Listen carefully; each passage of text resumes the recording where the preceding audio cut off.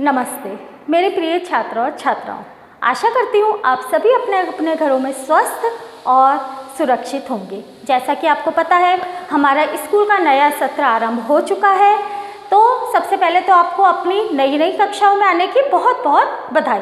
अब हम पढ़ाई शुरू करते हैं। अब हमें पढ़ाई भी शुरू करनी है, तो आज से हम पढ़ाई शुरू करने जा रहे हैं। तो सबसे पहले मैं आपको सिखाऊंगी कि विराम चिन्ह क्या होते हैं। ठीक है बच्चों, वैसे तो हम पढ़ते आ रहे हैं पहले से, फिर भी आज मैं इसको विस्तार से समझाऊंगी कि विराम चिन्ह क्या होते हैं। तो हम शुरू करते हैं।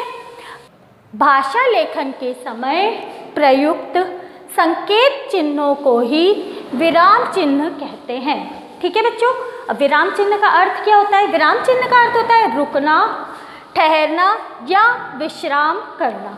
ठीक है बच्चों, मतलब अगर हमको कोई वाक्य लिखना है, कोई भी भाषा लेखन का कार्य करना है, उसमें कहाँ रुकना है, कहाँ हमें क्या करना है, तो उसके लिए हमको विराम चिन्हों का प्रयोग बहुत बहुत ज़रूरी है। अगर हम चिन्हों का प्रयोग नहीं करेंगे तो हमारी भाषा बिल्कुल भी सही नहीं लगेगी। ठीक है, तो अब हम शुरू करते हैं। हमारे कौन कौन से विराम चिन्ह होते हैं? हिंदी भाषा में निम्नलिखित विराम चिन्ह प्रयोग में लाए जाते हैं। तो देखो बच्चों कौन कौन से होते हैं। पूर्ण विराम। अब पूर्ण विराम कैसा होता है? एक पूरा डंडा। जब हमारा वाक्य पूरा हो जाता है तब हम इस चिन्ह का प्रयोग करते हैं। अर्ध विराम। अर्ध विराम का चिन्ह होता है ऐसा और ऐसा, मतलब हमें पूर्ण विराम से थोड़ा कम समय के लिए जहाँ रुकना होता है वहाँ हम अर्ध विराम का प्रयोग करते हैं। ठीक है। अल्प विराम। अल्प विराम कॉमा। ठीक है, तो कॉमा हमेशा इस तरीके से लगाना चाहिए, पूरी तरीके से। तो कॉमा जब हमको थोड़ा सा रुकना होता है तो हम कॉमा का प्रयोग करते हैं। प्रश्नवाचक चिन्ह। प्रश्न, जिस जगह हमें प्रश्न पूछा जाता है हमें उसके पीछे प्रश्नवाचक चिन्ह लगाना होता है। विस्मय आदि बोधक चिन्ह, जहाँ हमें विस्मय का प्रयोग करना, विस्मय वाली लेखनी लिखनी होती है, तब हम इस चिन्ह का प्रयोग कराते हैं। इसका प्रयोग है ऐसा सीधा डंडा और एक बिंदी। ठीक है बच्चों। योजक चिन्ह। योजक चिन्ह होता है दो शब्दों को जोड़ने के लिए जो चिन्ह लगाया जाता होता है योजक चिन्ह। जैसे भाई बहन, माता पिता, उसके बीच में हम जो छोटा सा चिन्ह लगाते हैं उसे हम कहते हैं योजक चिन्ह। निर्देशक चिन्ह। ठीक है, ये वाला चिन्ह हमें किसी चीज़ का निर्देश देना हो उसके लिए हम निर्देशक चिन्ह लगाते हैं। ठीक है, तो ये वाला चिन्ह योजक चिन्ह से थोड़ा सा बड़ा होता है। ठीक है बच्चों। उद्धरण चिन्ह। उद्धरण चिन्ह का होता है, उद्धरण चिन्ह हमारे दो होते हैं। एक तो एक हरा उद्धरण चिन्ह और एक होता है दोहरा उद्धरण चिन्ह। ठीक है। विवरण चिन्ह। विवरण यानी किसी चीज़ का विवरण अगर हमें करना है तो हमें इस तरीके से चिन्ह का प्रयोग करना होगा, इसे हम कहते हैं विवरण चिन्ह। अब है कोष्ठक।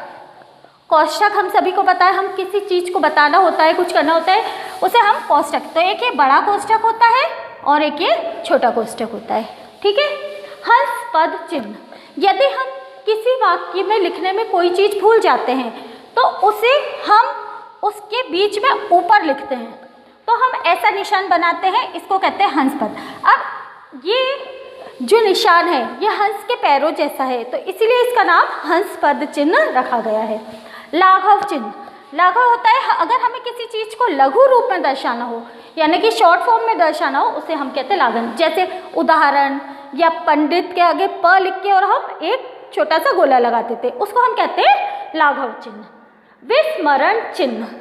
यदि हम किसी पूरे पैराग्राफ में हम अगर कोई चीज़ भूल जाते हैं और हमें उसे वो ज़रूरी चीज़ है तो हम उसको ये चिन्ह लगाकर लिख सकते हैं। विस्तार चिन्ह। किसी भी वाक्य को या किसी भी शब्द का विस्तार, शब्द के आखिरी को विस्तार के रूप में दर्शाना हो तो हम इसका ऐसे ऐसे चिन्ह लगा देते हैं, तो ये हो जाएगा हमारा विस्तार चिन्ह। ठीक है बच्चों, आपको ये चिन्ह समझ में आ गए होंगे सारे। अब मैं इनको और अच्छी तरह विस्तार से आपको कॉपी में समझाऊंगी। ठीक है। हाँ बच्चों, जैसा कि मैंने आपको अभी सारे चिन्ह बोर्ड पर अच्छी तरह समझाए हैं, अब मैं इसको आपको विस्तार से बताती हूँ। ठीक है, आप भी देखिए सारे चिन्ह देखिए। विराम चिन्ह। पूर्ण विराम, सबसे पहले पूर्ण विराम बताया था। वाक्य के पूर्ण हो जाने का संकेत देने के लिए पूर्ण विराम का प्रयोग किया जाता है। ठीक है, जब हमारा वाक्य पूरा हो जाता है उसका संकेत के लिए पूर्ण विराम यानी खड़ा डंडा। ठीक है। उदाहरण है मेरा नाम सीमा है और फिर पूर्ण विराम लगा दिया मैंने। दूसरा उदाहरण, मैं कक्षा 8 में पढ़ती हूँ, उसके बाद मैंने पूर्ण विराम, क्योंकि मेरा वाक्य पूरा हो जाए। दूसरा अर्धविराम, अर्धविराम का चिन्ह आप देखिए किस तरीके से है। अब ये कैसे होता है? अर्धविराम का अर्थ आधा रुकना, अर्थात पूर्ण विराम की अपेक्षा कम रुकना होता है। ठीक है, इसका उदाहरण क्या है? बच्चे आ गए हैं, फिर अर्धविराम यानी थोड़ा सा रुको, भोजन न जाने कब आएगा। ठीक है, उसके बाद पूर्ण विराम। अल्प विराम, अल्प विराम का अर्थ, कॉमा देखिए आप, अल्प विराम का कैसा चिन्ह है आपका? ठीक है बच्चों, अब देखिए अल्प विराम का अर्थ होता है थोड़ा, इसमें अर्ध विराम की अपेक्षा कम रुकना होता है। मतलब अल्प का अर्थ क्या होता है? थोड़ा। तो हम जब अर्ध विराम में रुकते हैं उससे भी थोड़ा कम रुकने के लिए अल्प विराम का प्रयोग किया जाता है। उदाहरण जैसे राम, फिर कॉमा, लक्ष्मण, फिर अल्प विराम, भरत और शत्रुघ्न। तो इसमें हम थोड़ा थोड़ा रुक रहे हैं। दशरथ के पुत्र थे, फिर पूर्ण विराम। प्रश्नवाचक चिन्ह, प्रश्नवाचक चिन्ह हम सभी जानते हैं। प्रश्न लिखते समय वाक्य के अंत में इस चिन्ह का प्रयोग होता है। उदाहरण, तुम कब आए, ये हमने प्रश्न पूछा, तो आगे हम प्रश्नवाचक का चिन्ह। किससे मिलना है, फिर हम प्रश्नवाचक चिन्ह। विस्मयादि बोधक चिन्ह, घृणा, शोक, हर्ष और आश्चर्य का भाव दर्शाने वाले वाक्यों में इस चिन्ह का प्रयोग होता है। ठीक है, उदाहरण, आहा, फिर विस्मयादि बोधक चिन्ह, कितना सुंदर फूल है। नंबर 2, शाबाश, फिर विस्मयादि चिन्ह हो जाएगा, तुमने तो कमाल कर दिया। ठीक है बच्चों, अब हमारा नंबर 6, योजक चिन्ह। योजक चिन्ह का मैंने आपको समझाया था, एक सीधी छोटी सी लाइन और इसका प्रयोग उन दो शब्दों के बीच किया जाता है जो किसी संबंध के कारण एक साथ आते हैं। मतलब दो शब्द जो किसी संबंध के कारण एक साथ आते हैं, उसके बीच में हमको योजक चिन्ह का प्रयोग करना होता है। उदाहरण, पाप पुण्य, जैसे पाप के बीच में हमने, ये दोनों एक साथ है, बीच में हमने छोटा सा निशान लगा दिया। सुख दुख तो जीवन के वो पहलू, दो पहलू हैं। ठीक है बच्चों, तो हमने सुख दुख के बीच में हमने योजक चिन्ह यानी छोटा सा चिन्ह।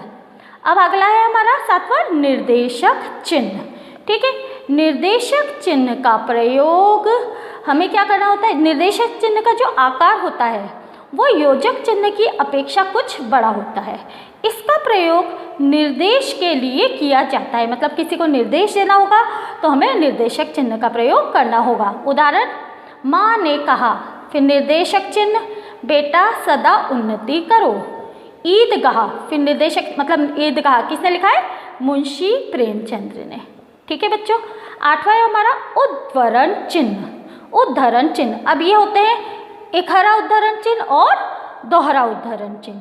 ठीक है, अब उद्धरण चिन्ह दो प्रकार के होते हैं, एक हरा उद्धरण चिन्ह और दोहरा उद्धरण चिन्ह। तो एक हरा उद्धरण चिन्ह में क्या होता है? ऊपर एक छोटी कोमा और एक ये नीचे छोटा सा, इस तरीके से आपका उद्धरण चिन्ह बनेगा। ठीक है, मैं आपको इसको एक बार और अच्छी तरह बता देती हूँ। ये देखिए, इस तरीके से आपको उद्धरण चिन्ह बनाना है। ये ऊपर से इसको ऐसे करके और ऐसे, ये होगा आपका छोटा उद्धरण चिन्ह। और बड़ा उद्धरण चिन्ह के लिए आपको इस तरीके से छोटा छोटा ये और ये। यदि आपको पूरा वाक्य लिखने में किसी के लिए करना होता है तो बड़ा उद्धरण चिन्ह आ जाएगा। ठीक है, दोहरा उद्धरण चिन्ह, जैसे कि उदाहरण मान लीजिए, देखिए एक हरा उद्धरण चिन्ह का उदाहरण के रामधारी सिंह दिनकर। हमें किसी कवि का, लेखक का नाम, उपनाम वगैरह करना होता है ना, उसके लिए हम छोटा उद्धरण चिन्ह का प्रयोग करेंगे।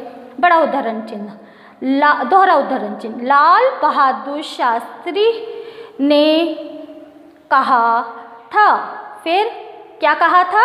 जय जवान जय किसान। तो अब ये उनका नारा था, तो हम इसको बड़े उद्धरण चिन्ह के अंदर करेंगे। ठीक है बच्चों, अब आगे हमारा विवरण चिन्ह।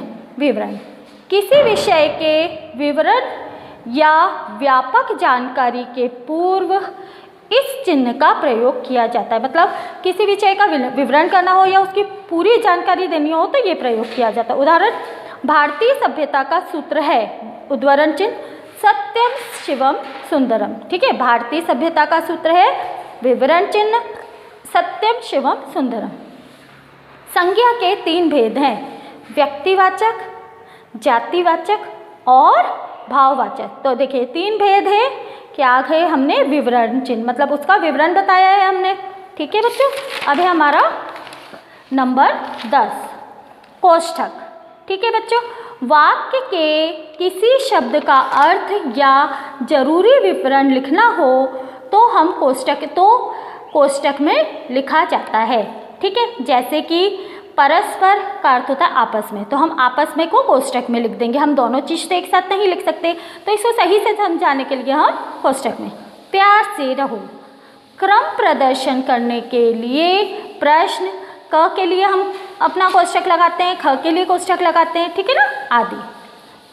अब है हंस पद चिन्ह।